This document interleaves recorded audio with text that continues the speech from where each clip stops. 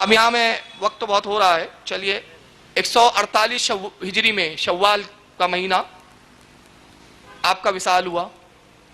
اب یہاں دو روایتیں علماء کی اختلاف ہے، بعد نے کہا کہ منصور نے زہر دیا تھا آپ کو، قنیز کے ذریعے زہر دلوایا گیا، اس سے شہید ہوئے، مگر بعض مورخین اس کا انکار کرتے ہیں، کہتے ہیں نہیں آپ زہر سے شہید ہوئے بلکہ قدرتی جیسے کہ موت ہوتی ہے بستر پہ، اس عالم میں آپ کا وصال ہوا۔ جنت البقیع شریف میں مزار ہے امام جعفر صادق کی، حضرت خاتون جنت فاطمہ الزہرا کے قریب، امام حسن کے قریب، وہاں پر آپ آرام فرمائیں، فیوز و برکات جاری ہے۔ چونکہ ہمارے امام کے استاد ہیں، اور ہمارے امام نہیں بلکہ ہمارے جتنے اور بھی امام جیسے امام مالک وغیرہ سب ان کے شاگرد ہیں، انہی کے فیض یافتہ رہے، اس بنا پر ان کی نیاز ہمارے یہاں بھی رائج ہے کنڈے کے نام سے۔ اعلیٰ حضرت فاضل بریلوی رضی اللہ تعالیٰ سے کسی نے پوچھا اس تعلق سے، یہ سوال بار بار اٹھایا جاتا ہے، کنڈے کی اصل کیا ہے؟ وہاں بھی ایسے پوچھتے جیسے بیچارے ہر چیز اصل دیکھ کے ہی کرتے ہو، اصل نہ ملے تو بیچارے کھانا بھی نہیں کھاتے ہو۔ آئس کریم کھانے سے پہلے کبھی نہیں پوچھا اس کی اصل کیا ہے، فالودہ پینے سے کبھی نہیں پہلے پوچھا اس کی اصل کیا ہے۔ کنڈے کے بارے میں بڑی فکر ہے بھائی، اس کی اصل کیا ہے؟ اعلیٰ سے پوچھا کسی نے، اعلیٰ نے بڑا پیارا جواب دیا، فرمایا اس کی اصل کی ہمیں کوئی ضرورت نہیں، اصل یہ ہے کہ فاتحہ اور نیاز ہمارے ہاں سنت طریقہ ہے، بس یہی اس کی اصل ہے۔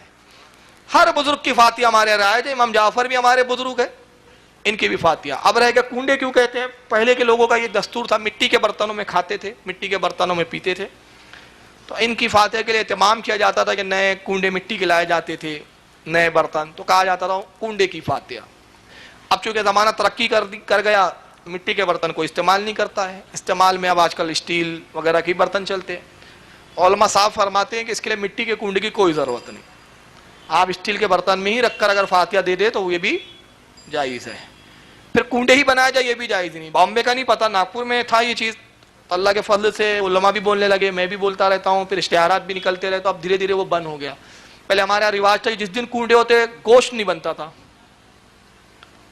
شاید یہاں بھی ہے کہ ایسا گوشت نہیں بنتا صاحب، بولے کیوں؟ کنڈے کے دن گوشت نہیں کھا سکتے، تو اس کی کوئی اصل نہیں ہے۔ اب ہمارے یہاں تو بریانی بنتی ہے بھائی اس دن، جو پوری بناتے امام جعفر نے کبھی دیکھا بھی نہیں ہوگا پوری،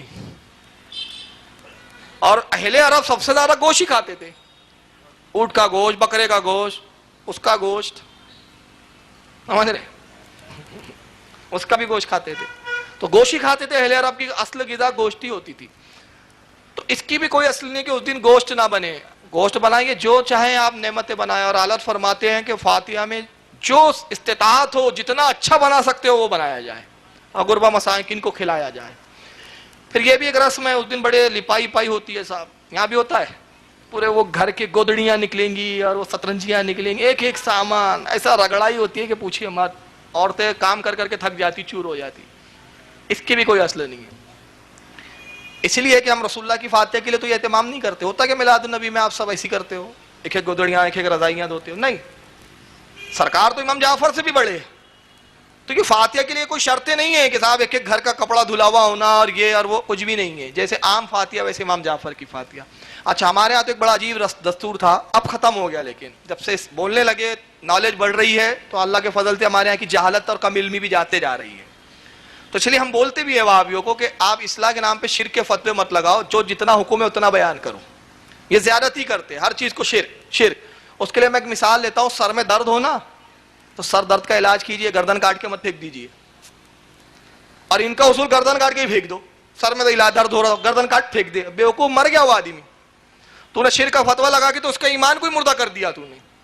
تو جتنی بیماری ہیں اتنے علاج کی بات کرو، جو ناجائز ہے ناجائز ہے، جو منع ہے منع ہے، جو مکروہ ہے مکروہ ہے، جو مکروہ تنزیہ ہے مکروہ تنزیہ ہے، جو تحریمی ہے تحریمی ہے، مگر کچھ اصطلاح نہیں معلوم، جو منہ میں آیا شرک۔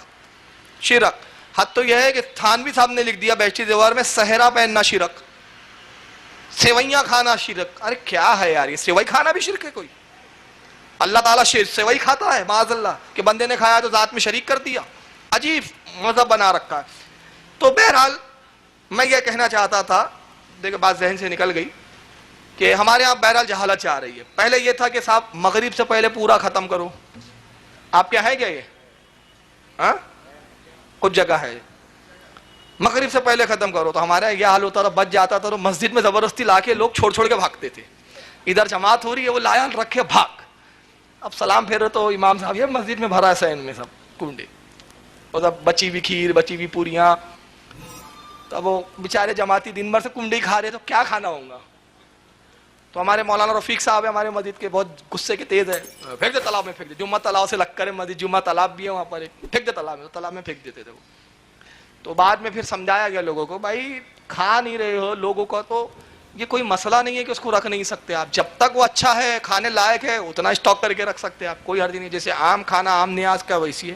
ایک ہوا بنا دیا، یعنی ایسا ہوا بنا دیا نیاز کو کہ ایسا بتاتے گویا امام جعفر اتنے کڑک ہے کہ ڈنڈا لے کے کھڑے ہیں، ذرا سی گڑبڑ ہوئی کہ دیے دن کر کے. اتنے نرم مزاج تھے امام جعفر صادق، ان کی سیرت پڑھا بھی ہے میں نے، ایک جھلک بتائی کہ ان کا اپنا بچہ میں انتقال کر گیا. افسوس بچے کا نہیں ہے، افسوس کس بات کا ہے کہ وہ ہیبت سے جو اس کو تکلیف ہوئی ہے. اتنے نرم مزاجی امام جعفر کی، لیکن عجیب بنا دیا. تو اس کی بھی اصل نہیں ہے کہ آپ مغرب سے پہلے کھائیں، مغرب کے بعد کھائیں، دوسرے دن کھائیں، تیسرے دن کھائیں، فریج میں اسٹاک کر کے 1 مہینہ کھاتے رہیں. مگر غریبوں کو بھی کھلائیں. یہ نہیں اب اسٹاک بولے تو کسی کو کچھ دے ہی نہیں رہے پورا اسٹاک، یہ بھی نہیں بھائی. اور اس میں ہر چیز بھی رکھی جا سکتی ہے، محض کنڈے ہی نہیں، کھانا، مٹھائی، جو آپ کو دستیاب ہو اس چیز کا رواج کریں. ایک اور رسم تھی ہمارے یہاں، اب یہ بھی کچھ گھروں میں ہے، کچھ گھروں سے چھڑ نکل گئی ہے. ہاتھ دھونے کے لیے ایک بالٹی رکھ دی جاتی تھی. یہاں ہوتا ہے؟ میں پوچھ رہا ہوں تاکہ دیکھ رہا ہوں کہ ناگپور اور بمبئی میں سملٹی کتنی ہے، کامن کتنا ہے. مطلب ایسا لگ رہا سب ایک ہی ہے، پورے ایک ہی تھالی کے چٹے بٹے دونوں جگہ. ایک بالٹی رکھ دیے کونے میں، ہاتھ یہیں دھونا. اب وہ اتنا سا پانی ڈال رہے ہیں، پانی میں کنجوسی ہو رہی ہے کہ وہ بالٹی جلدی نہ بھرے. ہاتھ دھل رہے یا نہیں دھل رہے، مگر وہ بڑی باریکی نزاکت کے ساتھ. اس پہ ایک میں لطیفہ بھی سناؤں گا آپ کو. اب اس کے بعد یہ ہوا کہ وہ بالٹی بھر پانی جمع ہو گیا، پھر گڈھا کھودا جا رہا ہے اور گڑھا کھوڑ کے ڈالے. تو میں کہتا ہوں کہ ہر نیاز میں آپ ایسا کرتے ہیں؟ نہیں، اس کی بھی کوئی اصل نہیں ہے. جیسے عام ہاتھ دھوئے جاتے ہیں ویسے دھو لیجئے. ایک بدعقیدہ وہابی